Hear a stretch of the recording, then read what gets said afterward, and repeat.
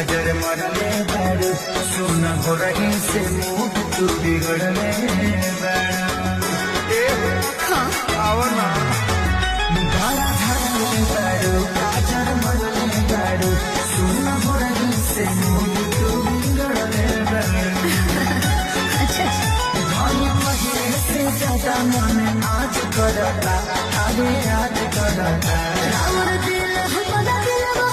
राज करता राजा कायल उतार गया